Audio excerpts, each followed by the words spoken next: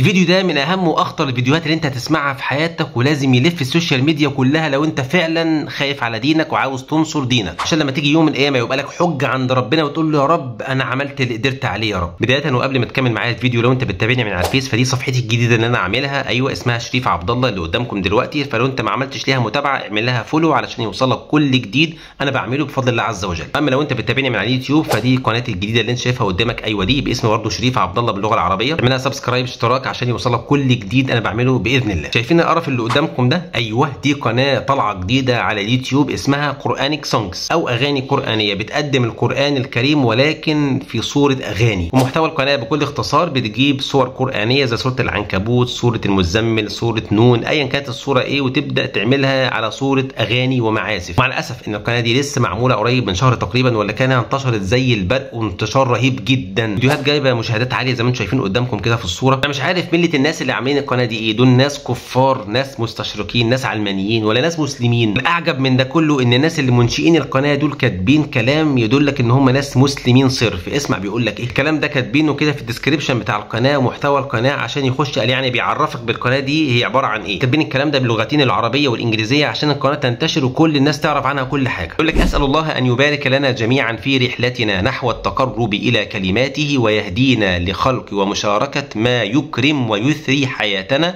الروحيه. اسمع العجب اللي جاي ده عشان هتتصدم. وبيستشهدوا بكلامهم ويقول لك قال رسول الله صلى الله عليه وسلم. ده هم كاتبين كده على القناه والله. قال رسول الله صلى الله عليه وسلم ليس منا من لم يتغنى بالقران، رواه البخاري في صحيحه. سبحان الله، عندهم امانه في نقل الحديث. يشرح لك ويقول لك يبرز هذا الحديث اهميه تلاوه القران بطريقه جميله وعذبه. وفعلا الحديث ده صحيح، ايوه الحديث ده صحيح، ولكن هم فاهمينه غلط. كل واحد بيفسر اللي هو عايزه على مزاجه. فمستحيل يكون معنى الحديث ان انت تجيب آلة موسيقية وتقعد تقرأ القرآن وتعزف. فاكرين زمان لما عملت لكم فيديو عن الشخص اللي انتوا شايفينه قدامكم دوت، وقلت دي مصيبة وكارثة كبيرة انه يطلع يقرأ القرآن على صوت العود. ليس منا من لم يتغنى بالقرآن، المفترض ان انت تتغنى اي تتلوه تلاوة عذبة بصوت ندي جميل، مش بتقرأ جورنال حضرتك ولا في كتاب عادي، لا مخارج الحروف الطيبة وتعليم التجويد. هو ده معنى من لم يتغنى بالقرآن. تيجي تقول الحمد لله رب العالمين،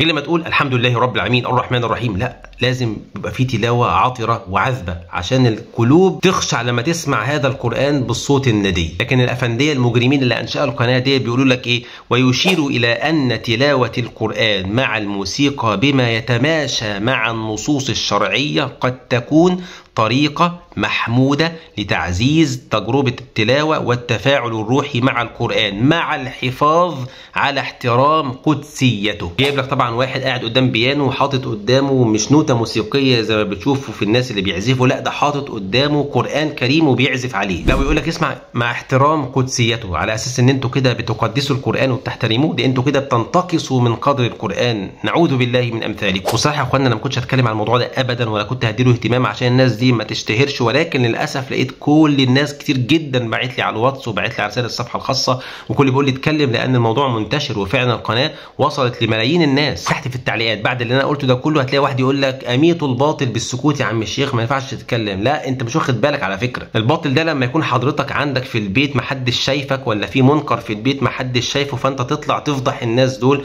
وتتكلم على الملأ مع ان ما حدش شايفهم. اما لما يكون الموضوع منتشر على كل السوشيال ميديا وكل الناس شافته، فلازم نطلع على الملأ ونتكلم عنه ونحذر منه. لقول النبي صلى الله عليه وسلم من رأى منكم منكرا، اللي يشوف حاجة حرام غلط، ده كلام النبي عليه الصلاة والسلام مش كلام حضرتك على فكرة ولا كلامي. من رأى منكم منكرا فليغيره بيده فإن لم يستطع فبلسانه. وحضرتك تقدر تغير بإيدك، أيوة تقدر تغير بإيدك زي ما هقول لك دلوقتي. هتسمعني لحد آخر الفيديو هتعمل إيه بالظبط عشان نمنع انتشار هذه القناة. وتعرف تغير بلسانك، تعرف تغير بلسانك، تطلع تقول كلمتين زي ما بقولهم دلوقتي، ولو أنت مش عارف تقولهم بكل بساطة تعمل شير للفيديو ده يبقى أنت عملت وغيرت. لكن قبل ما أقول لك على الخطوات والحاجات المهمة اللي أنت لازم تعملها عشان القناة دي تتقفل، فأحب أقول لك قال الله الله عز وجل يريدون أن يطفئوا نور الله بأفواههم ويأبى الله إلا أن يتم نوره ولو كره الكافرون. كل زمان وفي كل وقت الدين الوحيد الذي يحارب من قبل أعداء الله هو الدين الإسلامي. مفيش حد بيخبط في التوراة ولا في الإنجيل زي ما بيخبط في القرآن وعاوز يهدم القرآن، لا. كذلك الأحاديث النبوية يطلع واحد علماني ومستشرق وأشكال زي اللي انتم شايفينها قدامكم دي، تطلع عاوزين يهدموا السنة النبوية بدعوة التجديد. ده يطلع ينكر السنة النبوية وده يطلع ينكر عذاب القبر، مع انه واضح وصريح في القرآن الكريم وفي السنة النبوية الصحيحة. دي تطلع تقول لك مفيش حاجة اسمها حجاب وده تزمت ودي رجعية وده تخلف. دايما الدين الذي يضرب في هذا الزمان هو الدين الإسلامي. ده يدلك على مدى قوة هذا الدين وصلابة هذا الدين بالرغم من كل الهجوم عليه، إلا إن هو لسه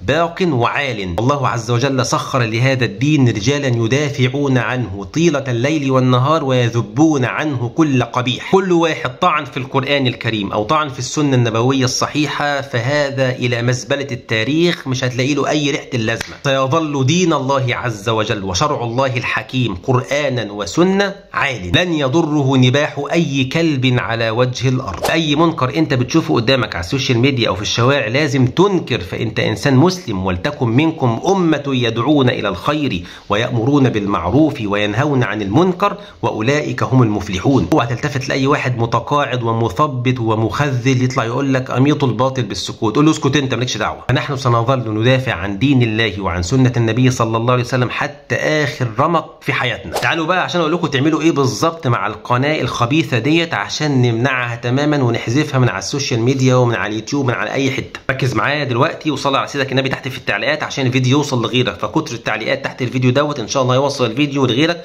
والناس تنتفع بالكلام اللي أنا هقوله دلوقتي. أولا أنا عايزك تدخل القناة دي. إيه؟ تدخل القناة زي ما أنت سمعتني، بس مش عشان تسمع اللي هم بيعرضوه، وإنما أنا عاوزك تخش على كل فيديو هم ناشرينه عندهم في القناة وأنت داخل حاول تكتم الصوت عشان ما تسمعش القرف دوت. مش عاوزك تعلق أي تعليق سلبي ولا إيجابي تحت أي فيديو، لأن التعليقات دي حتى لو أنت بتقول حسبي الله ونعم الوكيل ربنا ينتقم منكم ربنا ياخدكم، كل ده بيزود مشاهدات الفيديو. إنما أنا عاوزك تعمل حاجة اسمها ديسلايك، يعني لا يعجبني. أيوة الصورة اللي أنت شايفها تحت ديت اللي هي عاملة كده. تاني حاجة أنا عاوزك تخش على كل فيديو تحت الفيديو بعد ما تعمل لا يعجبني في آخر الكلام حاجة اسمها ريبورت، يعني إبلاغ. دوس عليها هيجيب لك قائمة. أيوة القائمة اللي أنت شايفها قدامك دي فيها اختيارات كتير، اختار اللي أنت عايزه، أي اختيار حطه، ولكن الأفضل إن أنت تختار الاختيار الثالث. بعد ما تختار الاختيار الثالث اللي أنت شايفه قدامك دوت هتقوم دايس تحت في آخر الاختيارات دي في حاجة اسمها ريبورت أو إبلاغ، ان انت بتبلغهم ان المحتوى دوت بيحض على الكراهيه. كده انت قلت لليوتيوب رايك ان المحتوى ده محتوى بيحض على الكراهيه وان هو لا يعجبني، فساعتها بياخد كلامك في الحسبان. لما كل واحد يعمل الكلام ده فتلاقي اداره اليوتيوب تشوف الكلام ده كله علشان خاطر قناه زي ديت فتقوم على طول مسحاها. الكلام ده مش مع القناه دي، لان الناس دي اكيد مش هتهدى لو قناتهم اتمسحت، وانما هيعملوا قناه ثانيه وثالثه ورابعه، فاحنا ليهم بالمرصاد. كل ما تلاقي قناه تخالف الدين ويحاربوا دين رب العالمين اعمل الحاجات اللي قلت لك عليها دي. اوعى تعلق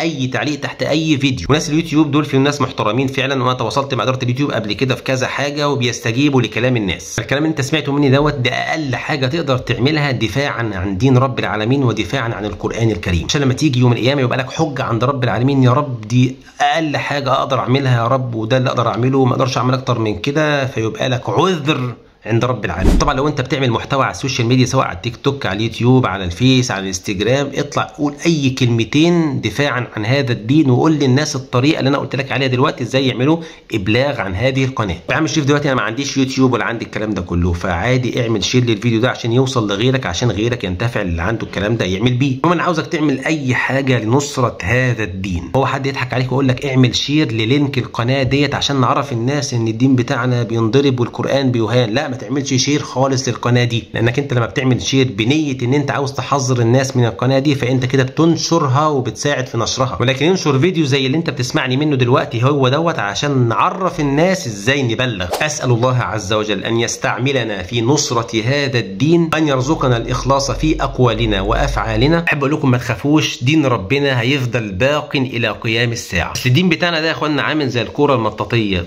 طول ما انت بتضربها اكتر في الارض طول ما هي بترتفع اكتر في السماء. ولن يضر السحابه نباح الكلاب. اوعوا تنسوا تعملوا متابعه للصفحه الجديده بتاعت الفيس بتاعتي دي، ايوه اللي انتم شايفينها قدامكم، والقناه برضو اللي انتم شايفينها قدامكم دي، علشان يوصل هذا الدين لكل اهل الارض. نعلم الناس الصح والغلط، واوعوا تنسوا الصلاه على النبي عليه الصلاه والسلام.